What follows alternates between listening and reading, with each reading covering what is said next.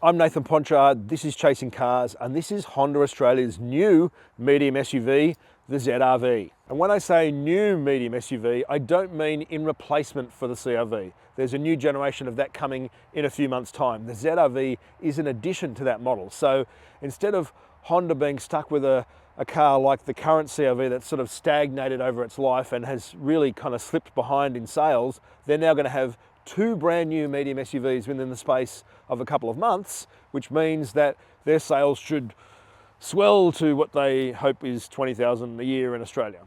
The ZR-V here is called HR-V in the US because the Americans like their cars larger than we do, and so it's the HR-V for the US made in Mexico. Whereas our ZR-V is made in Japan for the Japanese market and for Australia and a few other markets like Hong Kong. China makes their own, but they're all called ZR-V.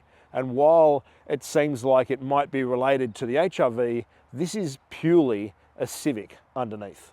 What differentiates the ZR-V from the HR-V is the HR-V is a current jazz underneath, meaning a smaller car with a torsion beam rear suspension, whereas this being a very close cousin of the 11th generation Civic, it has a multi-link independent rear suspension. It is very close to the Civic in a bunch of ways. It's only 75 to 100 kilos heavier, even though it's a larger car. It's 8 millimeters longer, but has a 75 millimeter shorter wheelbase. So it's sort of an interesting mix of shapes.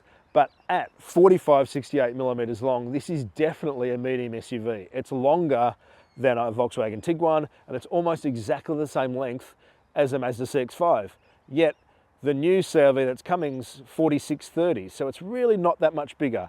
What's going to set the CR-V apart is that it will have two extra seats available in the boot, whereas the ZR-V is very much a 5-seater, and in Australia, the HR-V is only a 4-seater. So Honda has done a pretty good job in spreading these models and differentiating them from each other. Unlike the HR-V, which is only two variants, and unlike the Civic, which launched with one and then had the hybrid come a year later, the ZR-V launches with a full lineup. It has four variants: the VTi LX from 40,200 drive away, the VTi L from 43,200 drive away, this car here, the VTi LX, 48,500 drive away, and the confusingly named EHEV LX, which is should be hybrid LX for 54,900 drive away. What sets the LX apart here is that the rest of the sizing of the ZR-V again is so closely related to the Civic. Exactly the same drivetrains under the bonnet, 1.5 turbo petrol 4-cylinder and the 2-litre Atkinson cycle hybrid. We have front wheel drive. We have McPherson struts at the front, although this does have an aluminium subframe at the back, multi-link rear suspension, like I said before, with a rubber mounted subframe in this car to try and improve the refinement of it, which it does do. Again, as we drive it, we shall discover. This is a better riding car than the Civic, but perhaps not quite a good handling car. But it is definitely a Civic on stilts, and that is a good thing for the ZR-V. As for the rest of the detailing of the car, and when we look at it at the back, I don't think it quite looks as classy as it could. The first detail oddity for me is that it has Honda written here in front of ZR-V. And while that lets everyone know it is a Honda, I think everyone's pretty familiar with what the Honda H looks like however many years after it debuted. It hasn't really changed at all. And this Honda here, the font of it is just a little bit like dummy font when they're waiting for the real one to arrive. It just doesn't quite sit properly with the car.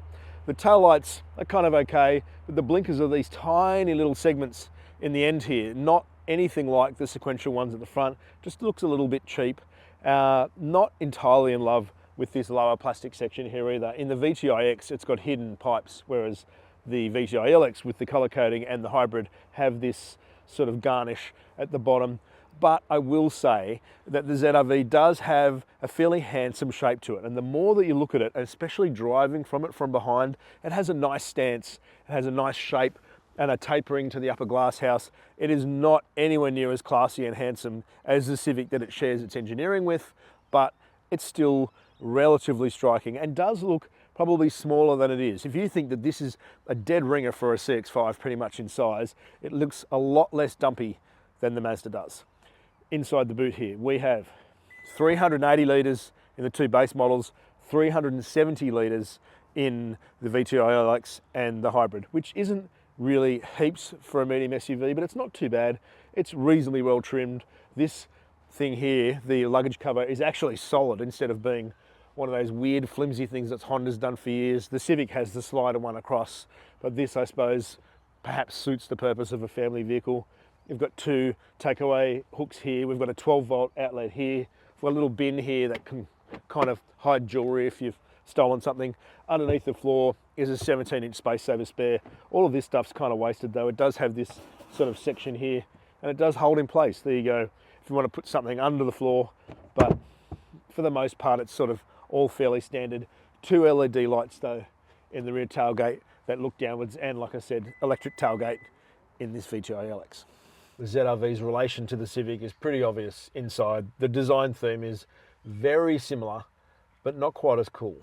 The steering wheel is the same, the instruments are pretty much the same, the 10.2-inch screen we have in front, probably a little bit more information, the 9-inch touchscreen in the center with the little ridge at the front where you can rest your finger on it to do the buttons, and to have a physical volume knob is all the same, but as is the climate control, again, exactly the same, but that just isn't quite as classy. This sort of honeycomb mesh that runs across the dash, which I really love, and the Civic has these lovely metallicized buttons here, but we've got plastic in the ZR-V, just not quite as cool to look at, not quite as nice to use, don't have that little click point in the center like the Civics do here. They're a little bit downgraded.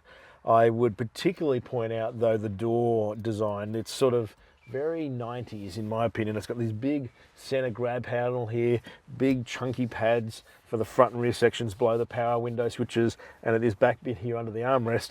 And in the door here, like, I can't fit this, not a chance, and I can't fit this in there either, just in the back doors, not even incidentally in the front doors. It's for 600ml bottles only. It just seems like a waste of space. And all this straking down the bottom looks like a 90s American Pontiac. It's just all a bit tacky. It doesn't really fit with the rest of the interior. In this VTi LX, we have the sort of stitching here, double stitching around the center and padding here. It's padded here, it's soft touch here. The steering wheel again is beautifully leather trimmed with this nice stitching on it. Even the base VTi LX has a leather wheel, I should point out. This car also has leather trim with perforation, electric 8-way with memory for the driver plus heating. Passenger, like the Civic, only gets 4-way, so there's no height adjustment here. This is just flat, but this trim is really nice. It's really nicely upholstered. Again, competitors for similar prices still have leatherette or vinyl, whereas the ZR-V actually has the works. The VTi LX is the first one to get drive modes. The VTi L and VTi X below it don't have this drive mode thing here. So in their transmission selector, they have D and S, but they also have L. So you've kind of got the sport mode where it keeps revs above 2000 RPM, and then you've got L for kind of engine braking, which works really well, but you don't have the switchable drive modes with the adjustable steering weighting. So as we shall discover when we drive it, I think that's actually a step up in this VTi LX. We also get a 12-speaker Bose surround sound system in here, which isn't on paper that much more than the 8 speakers that the standard model gets, but I think it adds a significant level of clarity to the sound in the car. It's definitely crisper treble, stronger bass. It's just a big step up. It is weird that we don't have a sunroof in here, but it is nice that we do have not black roof lining, which I personally hate. When the rest of the interior is so black, at least have this thing light colored, and it does work like that. I'll talk about what we do get and what we don't get in the back seat of the ZR-V. In terms of what we do is pretty good legroom. I'm sitting behind myself. I've got all this space for my knees. No sunroof here, but I've still got plenty of headroom. The vision in front of me is great because this seat is pretty much as low as it'll go. I can see out above the headrest in front. So if the driver in front of you is short, you've got this really expansive view. You also can actually just fit this camping bottle in the back door, though it is fairly incidental and probably scratch over time, but it does fit in there. You get a pair of USB-C ultra-fast chargers in the middle here, which kids will love. A pair of mat pockets to put all of their crap in. Air vents in the center, but no temperature control. Like the padding and the trim quality in the doors, the seat trim in the back is the same as in the front, which means it's lovely perforated leather with double stitching. There's vinyl in the middle, but it's all pretty good quality. Vinyl on the backs of the front seats too, but again, the stitching is nice and even. The center seat is actually pretty sittable, meaning the ZR-V could be a 5-seater if necessary. unlike an HRV, and we have a completely flat or nearly completely flat floor here. So whoever's sitting here, providing they're not abutting the back of the center console here, actually doesn't have a transmission hump to sit on top of. What it doesn't have though is the magic seats that Honda is sort of pretty well known for now in some of these SUVs, certainly in an HRV. So the bases of these seats do not flip up against the backrest, and they do not slide fore and aft. They simply sit in place. So when you drop the seat down like this, it sort of slightly moves and goes almost flat, but it doesn't actually have any other functionality, and the backrest doesn't move or recline. So I'm sort of slightly too far reclined here. You also don't get very much under thigh support. The seat is relatively flat, and my toes are wedged under the front seat here, even though I think that is almost to the floor.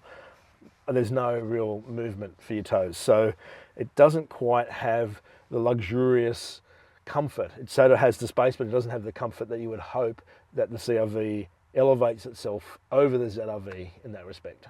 The combined fuel consumption figure for the Honda ZR-V VTi LX is 7.2 litres per 100 kilometres, drinking 91 octane fuel. In fairly light highway driving and some light city driving, we averaged 7.2 litres per 100 Ks, but in more concerted city driving and sort of testing what this car is capable of, it averaged 9 litres per 100 kilometres. The warranty for Honda in Australia is 5 years or unlimited kilometres, whereas the recommended service intervals for the ZR-V are every 12 months or 10,000 kilometres, with each service costing $199, meaning $995 over 5 years and 50,000 Ks. So being an 11th generation Civic on stilts means that the ZR-V has exactly the same drivetrain lineup in Australia as what the Civic has, which means a 1.5 litre turbo petrol 4-cylinder tied to a CVT transmission in the VTi-X, VTi-L and VTi LX, and then the 2 litre Atkinson cycle hybrid 4-cylinder in the top spec eHEV. In both drivetrains, they have identical outputs to the Civic. So that means 131 kilowatts at 6,000 RPM in this 1.5 turbo, 240 Newton meters from 1,700 to 4,500 RPM. So also combined with its much improved response over the previous generation Civic and the CVT's massively improved precision and response compared to that rubbery piece of crap that was in the previous generation Civic. So all of that really does help the ZR-V drive pretty well. It is a little bit less economical. It's 7.2 combined versus 6.3 in the Civic, and as we talked about before on screen, what it does in real life. The hybrid is 5 compared to 4.2. In the hybrid, we averaged 5.2 driving probably over about 100 kilometers on the launch, which is actually really good. And of the two drivetrains, the 1.5 turbo we have here, while it is torquey and strong and reasonably economical and does pretty much what you expect of it, it doesn't have the smoothness of the 2 litre hybrid up top, and it doesn't have the silkiness of that battery torque around town. So if you can stretch to the hybrid, just like in the Civic, then it's the ZR-V to have, even though it's 55,000 drive away. But you do get a lot of stuff except for a sunroof. As for the dynamics of the ZR-V, there is 2 different styles. The base car's on 17s with 215/60 Yokohama Advan DB tyres and no drive modes, and then the upper spec models with, again, Yokohama Advan DB, but 225/55 18s and drive modes, meaning a sport and a normal with 2 steering settings, whereas the base cars don't have that. I noticed that the VTi-X could scrabble its front tyres a little bit off the line when you asked for all the power, and its steering was a little bit light, a little bit lacking in complete connection, even though it's that dual pinion electric steering setup from the Civic that does such a good job in the hatchback. In this car here, in the VTi LX, with more rubber on the ground and with the drive mode here, in sport in particular, the steering is really great. It's not like great in a hydraulic sense with all of that sort of feel of the past, but it definitely has a meatiness and a consistency that kind of is a little bit airy-fairy and light in the standard cars with the skinnier tyres. So I think if you're really worried about how your ZR-V handles in the extreme and definitely want to channel what a Civic hatch has in a medium SUV, then you need to get the ones with the 18-inch wheels. As for the general handling and braking of the ZR-V, it turns in pretty well, just like a Civic does, 2.4 turns lock to lock, a 10.4 meter turning circle I think it is, which means that's pretty tight in terms of response. And the handling, again, it has a little bit of pivot from the back suspension. The base car on its lower spec tyres will even slide its tail out a little bit in some corners if you trail brake into a corner. So it does have a surprising amount of dynamism for a medium SUV. What it does so much better than the Civic though is that lifting the suspension and giving it more travel means that it doesn't have that sort of jiggly ride that the Civic has, which is probably, certainly in the petrol versions, it's sort of kryptonite really. It's just, you get used to it and the handling really makes up for it, but it's just not really there. Whereas the ZR-V is a lot more comfortable and it is quiet. It's a quiet, comfortable, competitive, likable medium SUV. The VTi LX though, without having full electric seat adjustment in the front, while I love the plaid cloth trim or plaid looking cloth trim in the base car, it just doesn't have enough adjustment to really be comfortable. It doesn't have height adjustment. The seat is all a bit flat and a bit poo, and yet here again in this VTi LX with electric front seats, we've got the passenger seat that's only four-way like it's the late 60s, where when you're sitting behind it, it's still higher than the one on the right, and I just feel like that's all a little bit cheap. The brakes, they're pretty strong. The safety setups, there's a lot of Honda sensing safety in here.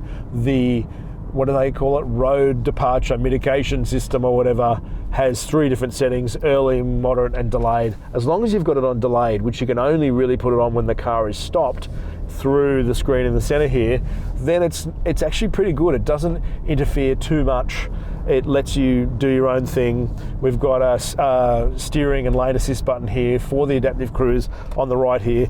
In this case, we've also got steering heating down the bottom here, and that does a pretty good job of keeping the car in its lane as well. But again, relatively easy to turn off. This is a very planted and effortless car to drive, so it doesn't need an excess of these things to make up for any deficiencies in dynamics, but then we know that all cars seem to have that these days. And as long as you've set your screen up in here well, then the ZR-V does a pretty good job of not driving you insane. As for the ZR-V itself though, I think it's actually a really capable medium SUV. I like the fact that it doesn't necessarily look like a medium SUV, but in the way that it operates, it has all the space and the polish. It is a lot better riding and a lot more polished and comfortable SUV than the HRV is, even if it doesn't look quite as classy. And it doesn't look as bulky as some of the other medium SUV competitors that we're all so familiar with. Now, even the pricing, like this is $48,500 drive away, but if you look at what a CX-5 offers for a similar drive away price, you're looking at an active touring, which still has part vinyl seats and stuff, that's into the 49s. If you go to the hybrid, which is $54,900 drive away, the Akera diesel for a CX-5 is $60 drive away. You're looking at a GTSP, the petrol there's sort of $54. You know, these are all fairly competitive prices against its main Mazda competitor, which is already a reasonably competitively priced vehicle. So as long as you like the look of the ZR-V, and I think as long as you want the dynamism of a Civic in something that's taller, then this has a lot to recommend it. It's not perfect. It is a facelift away from being as good as it can be, but I think that it has a lot more appeal than people might give it credit for. It is not just an American HRV, it's completely its own thing. And I think when you look at the 4-seat HRV, 5-seat ZR-V, 5 to 7-seat CR-V, it makes total sense for Honda Australia's model range and should finally give them the kick up the arse that their sales need to bring them back to some level of respectable popularity. Let us know what you think though. If you haven't subscribed, please do so below the video. Hit the notification bell and tell us what you think about the Honda ZR-V and its positioning global or in Australia, and about chasing cars. Thanks for watching.